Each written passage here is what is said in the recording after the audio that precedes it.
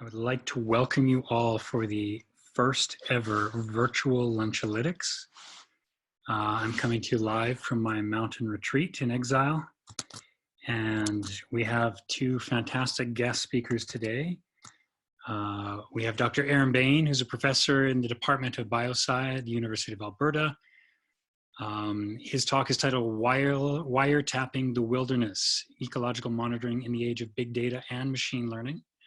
Erin will go first and then Scott will follow up. Scott Brooks is a senior game services programmer at improbable.io, and his talk is titled Analytics in the Virtual World.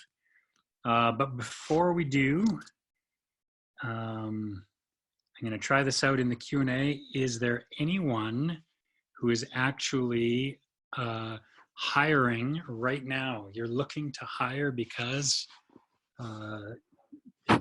new normal is causing your business to grow. So if you're hiring and looking to hire analytical people, go ahead and mention that in the chat or the Q&A.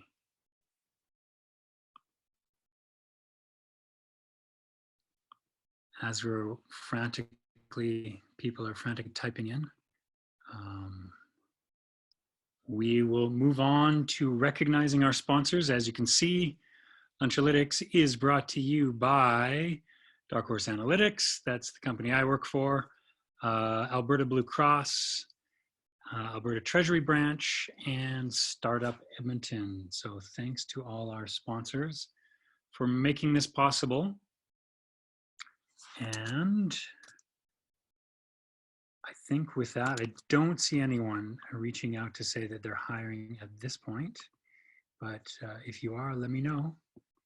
And everyone who is who is a participant right now, of which there are 35, is auto muted. And we're going to do the Q&A over the Q&A chat, just so we don't end up with a lot of noise in the room. But without further ado, I will turn it over to Erin. Take it away.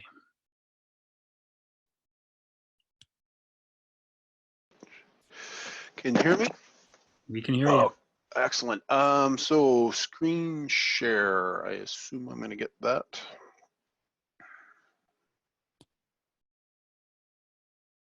You should have the ability to do that just in the bottom okay. middle. I'll grab it there. Perfect. There we go. Excellent. Found it.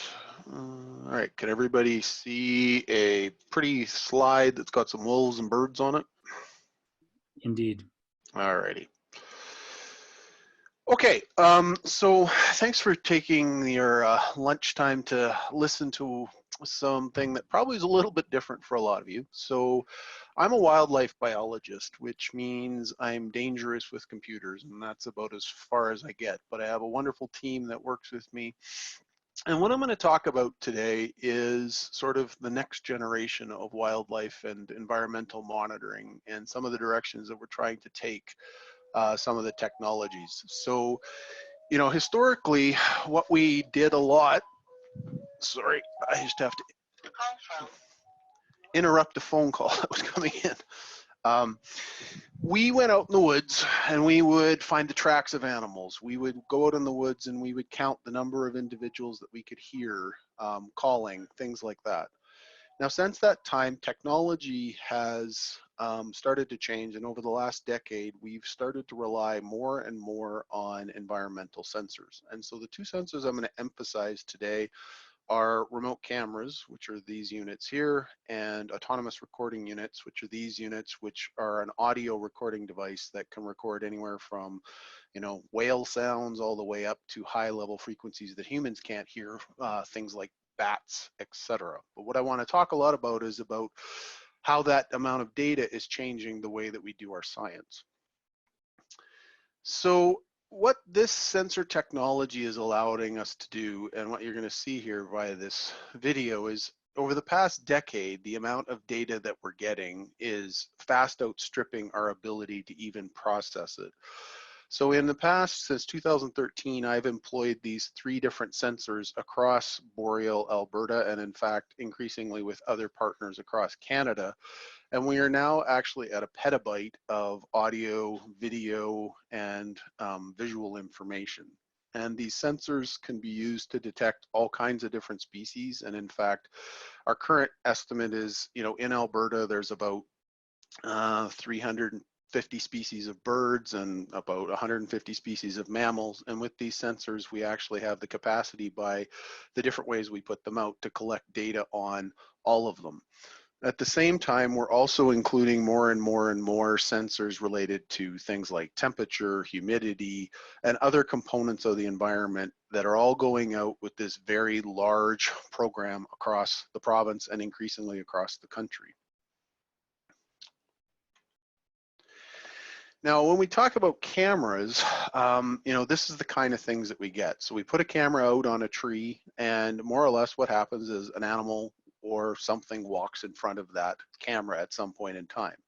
So these devices stay out for like a year, and more or less are autonomous, and they're collecting information about the things that cross in front of them. Now you can kind of get the perception that these cameras often get lots of pictures of animals, but they also get a ton of pictures of other things. So the wind moves the vegetation, or the clouds change in the sky. Well, the cameras are designed to not be triggered by those things. They still do to some degree. So we have many, many, many pictures, hundreds and thousands, and to be honest, we're getting closer to millions all the time, that we're trying to use to, understand the animals that are out in the environment. The challenge is the data volume is rapidly outstripping our ability to process it. So the number of people required to go in and identify these things is becoming a limiting factor, and it costs a lot. So what we've been doing is designing this program called Wiretapping, which is an online portal that is kind of right now is in the early stages of integrating artificial intelligence with humans to try to create this back and forth type of relationship. So here, for example, this is the human interface where the human goes in and tags the different images. And in this case, you're seeing a whole bunch of pictures of white-tailed deer. We've created tools that are automatic for making it so you can label a whole bunch of pictures very, very quickly. Now, at the same time, right, we don't want people wasting their time identifying images that have no animals in them. And so we have an automatic recognition system that can tell that there's absolutely no animals in the image, and then it basically scrubs those from the entire system. We also work down in southern Alberta quite a bit, and cows are a particularly easy species to identify for a computer, so we can actually automatically get rid of cows. Now, where we're going with this technology, we're not quite there yet, but we are working on it so that the computer does all of it. And as we get more and more images, we're using convolutional neural networks to do a much better job of trying to identify all of the different species automatically. And I'll talk a little bit more about that in just a second. Now, the second part of our platform called Wiretapping is around the acoustic side. So sound, and unfortunately it doesn't play very well on this presentation mode, but sounds, right, in the environment, there are many, many species that call and make a whole bunch of different noises. And so the reality is, you can listen to those, but you have to listen to them real time. And if I look at the amount of data I've collected in the past 10 years, I will be dead, and my children will be about 72. They're teenagers right now. They'll be about 72 before the time we even play all of the data that we actually have recorded over all of the various places. So again, we need sort of better tools, automatic multi-species recognition systems and single species recognition systems to be able to do it. So where we're at right now is we've created a platform that basically what you see here is a visual spectrogram, and that's a visualization of the sound. And what we have is a human observer that goes in and drags a box around an area of sound that they see. And here they've gone through that. And what's happening is the computer makes a recommendation. Based on what its capability is, it's making a decision that I think the most likely species is white-throated sparrow or warbling vireo. And every time the person drags this, they get a selection. Now, what we're finding is that the computer is in a good situation, computers are almost 99% accurate at doing this. So it's super easy for this to actually work. But the reality is most recordings aren't perfect. And what I mean by that is there's a lot of overlap sometimes where two species sing over top of each other, or one species is particularly far away, or it's doing a slightly different song than normal. So right now we're at a point where we still need this interaction between people and the computer to be able to teach the computer better what it is it needs to learn, while simultaneously giving people feedback on what they think it is. So it's this kind of give and take. The computer makes a recommendation and you can make a decision as to whether you want to approve it or not. At the same time, as you saw in that early image at the start, is that what you're getting is a massive amount of data. We started out with, about 10 of these units in 2013, and we're now up to about 1,000 of them in Alberta alone. And through this WildTrack system, we now have partners all across Canada. So a big part of what we're trying to do right now is create mapping portals and geospatial support to make data discovery work better. Part of what we're also doing right now is trying to bring on online citizen science user interface, where instead of professionals doing all the tagging, we have multiple people who perhaps, while maybe not as expert, are capable of doing the identification, and we have multiple people basically look at the same image or the same recording and make decisions together on what they think it actually is. And the joy of that is it's creating this integrated data sharing system that the owner controls. So we have the ability to share vast amounts of data and information with people depending on the conditions or the settings that any given user likes to put into the system. So this is just to highlight, some of those. What we end up with are lists and lists of projects. And in this current iteration, we have about 190 projects representing over about 50,000 different unique listening events and 60,000 unique camera images and thousands of locations across the province where we're finding these animals. Now, within there, what you can do is you can zoom in and you can see the various tasks and species that are identified. And why this is useful is we can see these records, we get the data processed in a very easy way. And what we get is a computer-human interface where the people are getting advice from the computer. When the computer's not right, the people are giving the computer advice back. And that's this loop that I'll talk a little bit more about near the end of the talk as to how we're actually trying to structure that. Now, we also have a very large download thing, so that the idea of this is open data. So we very much are encouraging people to be able to put in as much data as they possibly can into the system. And so we have government partners, industry partners, conservation organizations, universities. And this is the true ultimate objective, is to make all of this kind of data open to the public so that different kinds of parties can look at the data and make their own assessments about what's happening in our natural environment. So this is where we're kind of at right now in terms of our capacity with the system, as we have this interface between humans and the computer interacting to address and identify the various species that we are actually detecting.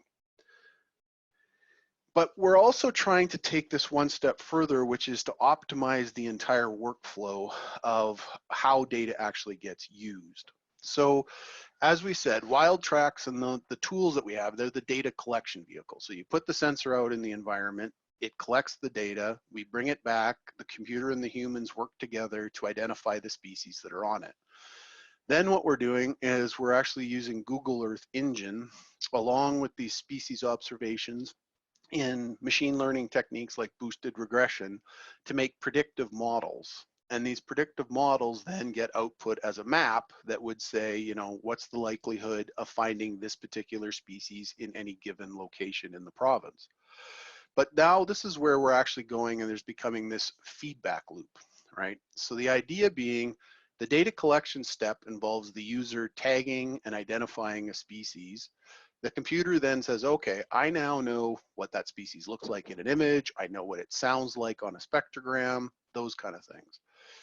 At the same time, we're also saying we know kind of the environments where these species are going to be found. So the computer gets that now as a piece of advice. And so using that with Google Earth Engine, we're actually able to create real-time type models where at any given year, we're able to make a prediction as soon as that remote sensing becomes available, what is the likely number of animals in any given location. And that becomes a feedback thing in a way, in that then the computer also can say, okay, I know what habitat you're in, I know where you are in the province, I know what the sound that you just gave me, what it most looks like. And it uses all three of those pieces of advice now to provide a recommendation to the user on what actual species is there. So that's kind of where we're at right now, is this kind of iterative back and forth feedback loop where we have the user and we have the computer working together to do all of these different steps. Where we're going is trying to make it so that it's fully automated, and there's a ways to go with that, but I'll talk a little bit about some of the issues that we have and how we're making progress there. So as I said before, our tools are extremely good when you have good data. And what I mean by that is if the bird is close to a recording device, or it's not singing with another one, or there's not rain in the background. Computers are really good at finding those various species and identifying them properly. But one of the things that happens is as soon as there's overlap, the computer is going to make more mistakes, and that's where the human needs to provide the advice. So where we're trying to take this is, how can we make the advice the computer giving better and better and better? So some of the ways we've been doing this, we've been trying different approaches to attacking particularly the sound problem. So we've used some software that was called SongScope, which was actually a commercial product that was created, and it works basically by taking the sounds and processing them as sounds. That's a really important part. So it's learning about the sound itself and some of the frequency dimensions of it. Raven Pro does another thing. It's called a signal detector. We have another program called Kaleidoscope. But what we've been working on lately is switching away from the rationale of using the sound itself and actually turning the sound into images through spectrograms. And those spectrograms are what I showed you before, which is a visual representation of the sound that we then are applying to both recursive neural networks and convolutional neural networks to train the computer on what different kinds of images look like. And what we've been finding is that the convolutional neural networks perform probably the best out of all of the approaches we've tested so far. The second is what's called the hidden Markov models, which are in SongScope.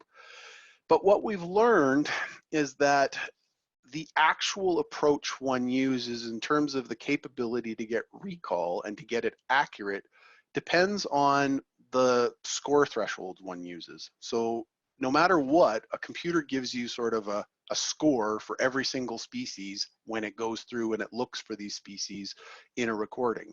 And so what the key determinant is for us is trying to say, okay, how does one make a decision it's this species versus that based on these different score thresholds on these variable environments in which we find things. And that's what we're trying to push the computer to do right now, is to take more information on a regular basis, not just rely solely on the signal, but take signal and other information to see if it can do better and better at identifying what species it actually is.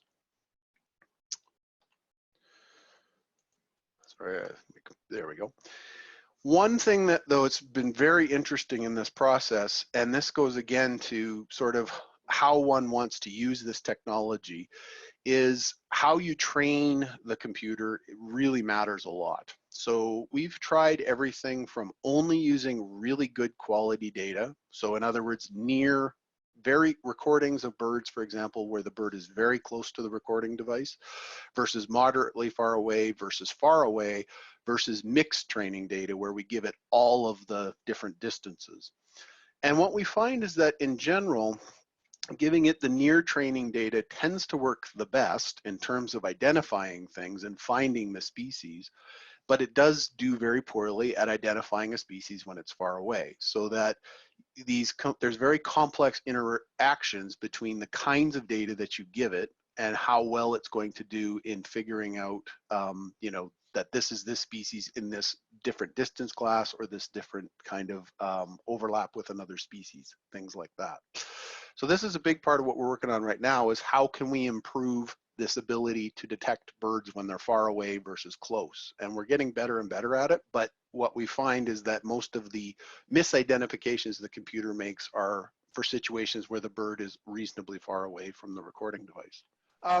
So one of the things that we're doing though is like trying to look at these distance relationships and see how well we can, start to actually figure out with low signal to noise ratios how effectively we can do this. Now, a couple of things that we're also learning about the kind of inputs that we give it. So, classically, what people have done with spectrograms is just give it one spectrogram. But what we found is, in fact, providing composite spectrograms actually can be very useful. So what I mean by this is if you use a spectrogram that's on a linear scale, you get one answer. If you use one that's on a linear log scale, you get another answer, and a log scale, and a log scale. They're all slightly different in their capacity to identify species. And so what we've actually been training our networks on a little bit is using a composite image where we stretch out certain parts of the spectrogram so that we can find the species that have low frequency much more effectively in one image, whereas the species with high frequency we test in another image. And as well, we've been looking at sort of the window length that you have to scan across to be able to do this well, and the number of frequency segments. And so there's a lot of tuning that's going on in these convolutional neural networks to actually be able to do this. But this notion of the multi-dimensional spectrogram that shows different scalings actually has been something that's been working much better for us than just using a single spectrogram to teach the computer.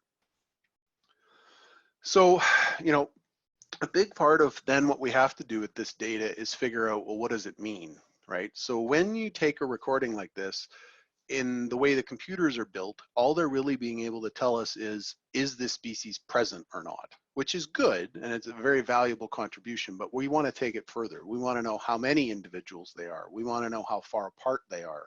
We want to know where they are in space, and that's sort of the direction that we're trying to take things right now.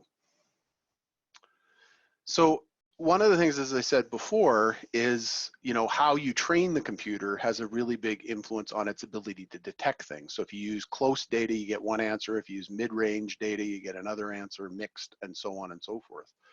But what we've actually been able to show is that if you train with near data, then the score, the quality score that you get on any given classification problem changes. The further away the signal it detects, the lower the score. So we've actually been able to show that if you use really good close quality recordings to train the network, when you get a declining score, it actually indicates that the species is far away. So if it finds the species, but the score is low, then actually what it's telling you is that species, but it's relatively far away. And so this is very useful because we can actually position approximately where the birds really are. Now, what this leads to is, we can actually build some fairly complex relationships here that look at, what is the way to balance the true positives, the false positives, the true negatives, the false negatives, and trying to optimize that across all of the different environmental conditions that actually exist. And so what we're being able to do now is increasingly say, okay, if it's this sound level, and you've got this score, you can actually identify approximately where the bird is distance-wise and what the species actually is. But where we're going in the future is that the technology we used to make all these recordings was a very simple stereo microphone. So you only had 2 channels, and that's all the computer had to learn from. And what we think can happen going forward in the future, and where we're actually taking things right now, is instead of using 2-channel microphones, is using multi-channel, so 4 or 8 even possibly. So think something like Alexa or Google Home, which have a lot of different microphones on them. What we think we're going to be able to do is actually position birds much more accurately. So we know we can do this with lots and lots of microphones. So this example here, what we have is a series of these recording devices shown by the white dots. They're about 40 meters apart. And what we can do with this is if a bird sings from here, it's going to arrive at this recording device at a different time that it arrives at this one and this one and this one. And so what that allows us to do is actually use time of arrival differencing to figure out exactly where the bird is. But this is really expensive and it's hard to lay it out. So what we're actually hoping to do is use 4 microphone or 8 microphone recording devices where the microphones are in close proximity to each other, centimeters to maybe meters apart, and use the same type of logic. And what we hope is then what we can do is scrub a lot of the sounds that aren't the focal species. So by being able to orient on the direction that the sound that you want to identify is coming from, we think we're going to be able to get rid of a lot of the background noise and thus reduce the problems with overlapping species as we try and figure out what the species are. And this is just to show that, you know, we're able to do that. So we can actually map how an individual bird moves throughout the landscape by knowing its exact location with these higher technology, this higher, better equipment essentially to do these recordings. At the same time, we're actually getting to the point where the voices of individual birds can also be identified. So we can actually keep track of individuals by training networks to say that's individual A, individual B, individual C of the same species is where we're striving to get to. Now, the biggest thing that we do with all of these is we know this technology works for this, and what we're trying to get across to people is the future holds a lot of promise for doing absolutely everything that you can think of with this technology, but currently computers are at a place where they give useful information but not perfect information. So we're spending a lot of time trying to get across to people in what scenario or situation can you use this data for and when should you not, kind of thing. And this is a really important thing, is that some applications computers are really good and that some they simply have a ways left to go. So this is a big thing about our work that we're kind of working on right now. So with that, I'd just like to thank some of the people that provided some funding, and I will stop there and answer any questions. Hi. I was wondering if it's likely, I saw a lot of your examples were the ovenbird, and I was wondering if birds like the Cape May warbler or something like the gray catbird that's a mimic, are you finding that other species, that certain species are easier to identify than other species? I know the ovenbird. Yeah, for sure, absolutely. So that's a great question. I mean, there are hundreds of species, and then on top of that, some of those species make different sounds, right? So the gray catbird that you were suggesting was a great example of a species that can actually make a lot of sounds. And so what we've been playing around with there is, I guess, 2 components: is how far can variation in a species or variation in individuals, like how far before you change it from being this is an ovenbird to this is ovenbird call A versus ovenbird call B. So in other words, splitting them up into 2 different groups. So the catbird, for example, I mean, in theory could be like 50 different sounds that it makes, and if you could at least generalize those, and we have done some classification where we take the different the songs that we know are gray catbirds, but we try to get the computer to cluster them into things it thinks are similar, and then train it on catbird A, catbird C, B, C, D, etc. kind of thing. But like the common nighthawk was an example there, which is a very simple song, and that's the ones that we're doing the absolute best at. But the nighthawk is a good example of one that it's a species that tends to sing by itself. It doesn't really overlap with a lot of other things, and so it works really, really well. And usually we can use that to, we don't even have to actually have people check it anymore. The computer does all the work. We have a couple questions in the Q&A. What software and programming languages are you using for the analysis? Sure. So we're using a lot. So some of this is, we kind of have this combination of biology students working on this. So some software we use is called SongScope, which is a hidden Markov model. Kaleidoscope, which built off of that. Those are 2 commercial softwares that we've been testing and developing and building. And then a lot of the other stuff that's related to convolutional neural networks and recursive neural networks has been using computer science students. And so although some of them have been using MATLAB, which has been fairly effective for us, and the vast majority, though, have been using PyTorch to do a lot of this stuff. Okay. Do cloud resources or high performance resources work better for the computation? Yeah, so we've been doing the vast majority of this on machines with graphical, like using GPUs. So at the university right now, where we're at is it's mostly individual professors have, fairly hefty machines with GPUs in them, but we have built an infrastructure at the university called Cirrus, which is our own kind of internal cloud, but we have just recently added a whole bunch of GPUs to that system. So the GPU part of the training is the key part. Most of the post identification that can happen in wild tracks in terms of how it's running, it's fast enough that you can use just a regular CPU off of a fairly powerful machine. But to train it, it's GPU for sure. Okay. And final one, have you thought about exploiting the Doppler effect to filter signals at different distances? Yeah, it's a good question. I mean, I think in principle, that's kind of what is happening by the timing of arrival. I don't know it would be exactly the same. I'd have to put a little more thought to that.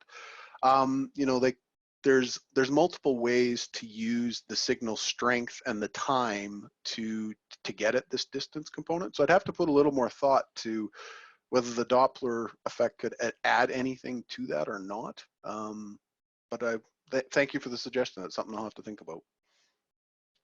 Excellent. So we're going to switch over now. Thank you very much, Erin, for the great talk.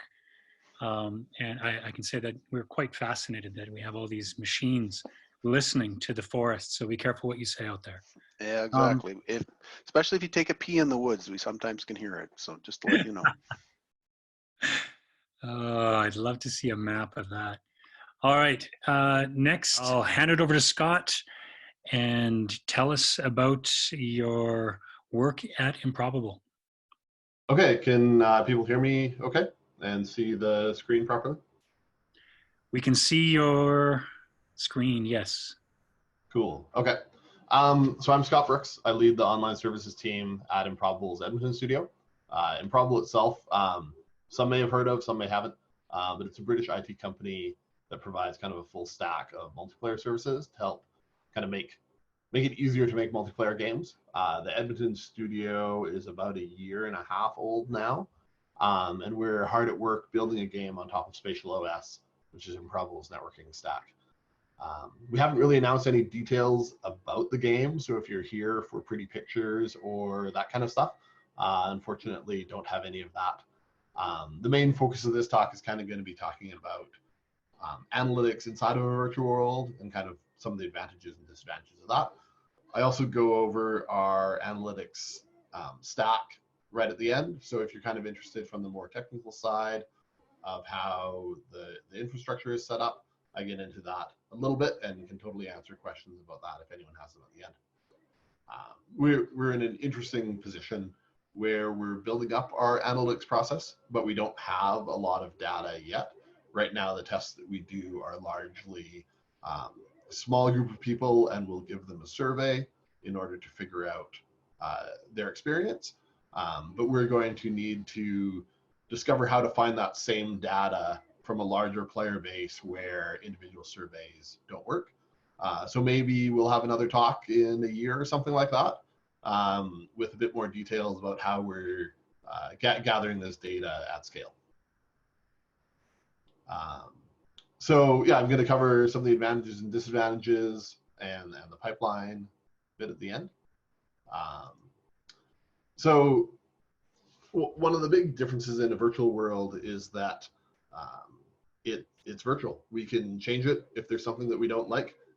If there's something that we do like more of, we can make more of it. So the analytics is largely built around kind of optimizing this loop on the right of the screen there. The faster and more times you can make it through this loop, the better. It's rare that someone has a great idea and is able to turn that into a fun game. The rest of us follow a process more like the one on the right to help us find what's fun instead of just hoping you fluke out and make the next Flappy Bird or whatever. So in this loop, the design, that can be anything from adding a new item to the game to adding a whole new world for players to play in. And so then once that kind of design idea is settled, the development process starts. That development process can take days to months, depending on how big that work is. The playtesting can be as short as hours or weeks or weekends.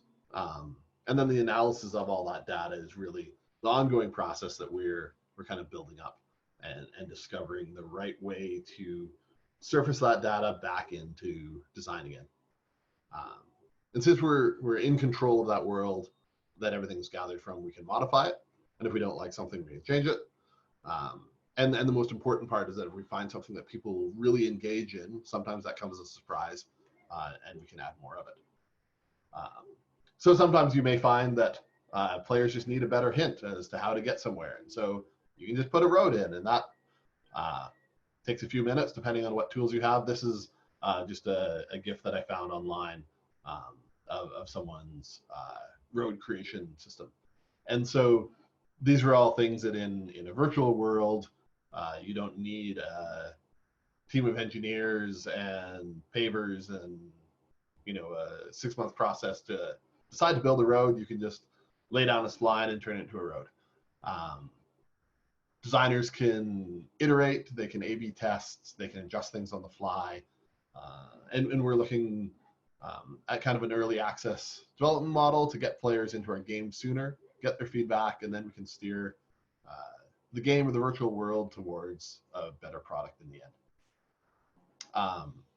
Players get very attached to the look of the characters, the items they have, the people they're playing with. Not everything players do is around getting a high score. Players like to feel that they're actually living inside of that virtual world. Players sometimes forget that they're playing a game and act in very human ways. Somewhat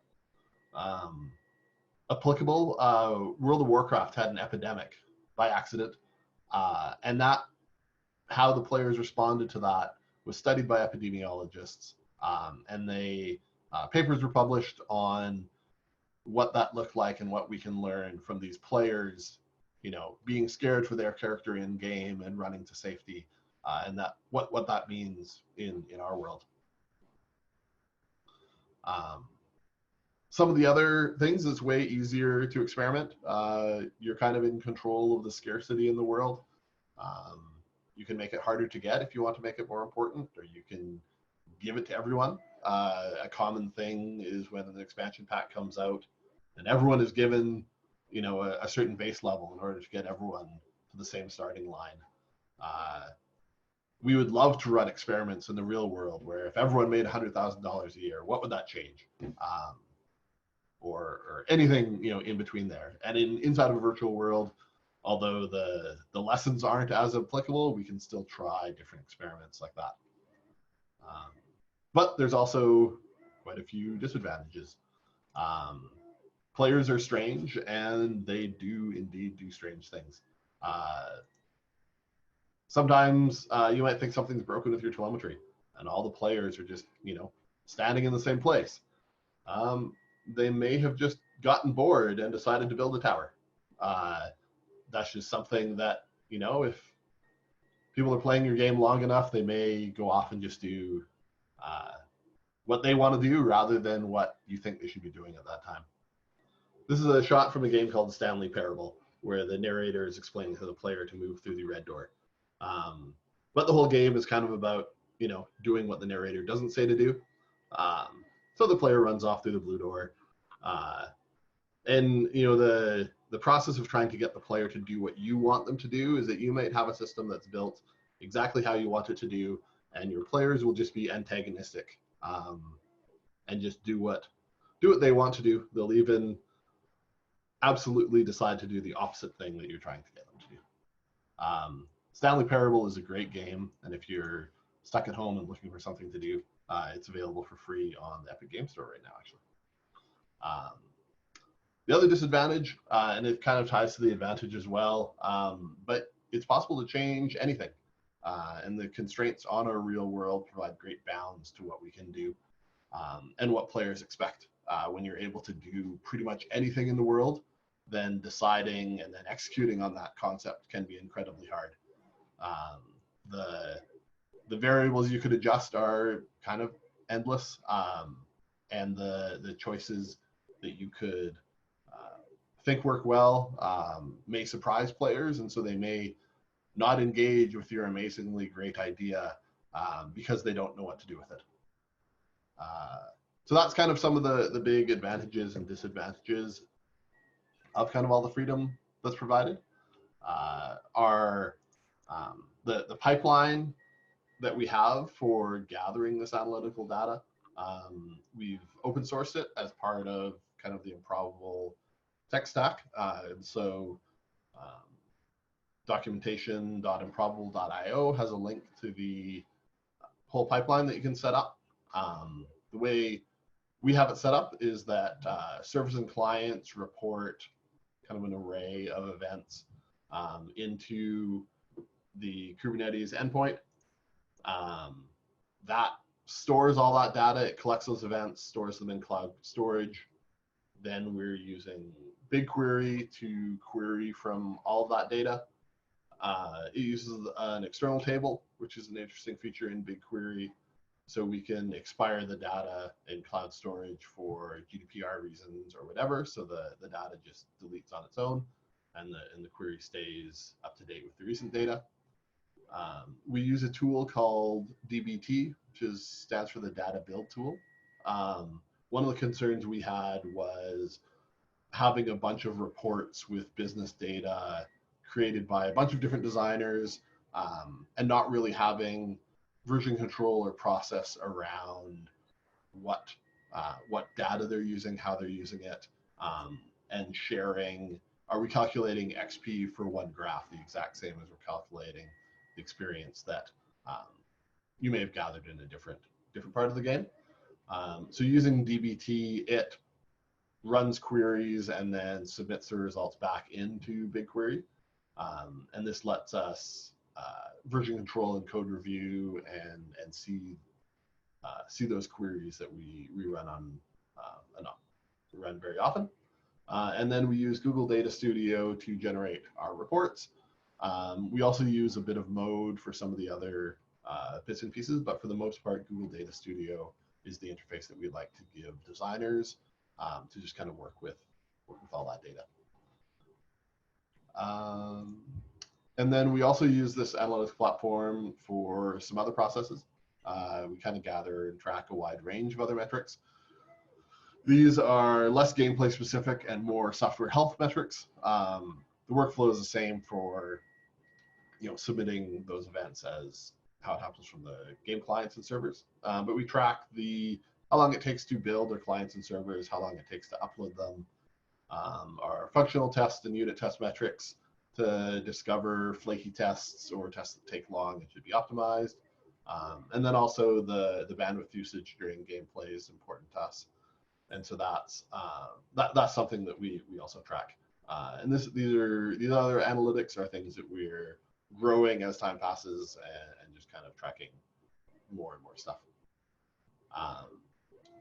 So now I would like to open it for questions. Talk, I think, was a little bit on the short side, but if anyone has any questions, we can go ahead and get started with those.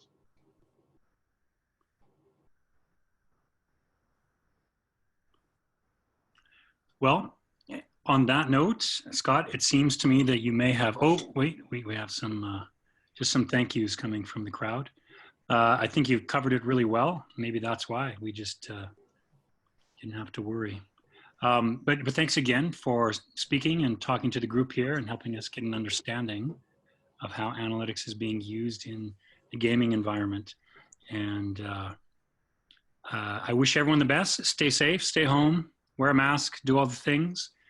And we will look forward to seeing you at the next Lunchalytics, which will be Lunchalytics in Exile #2.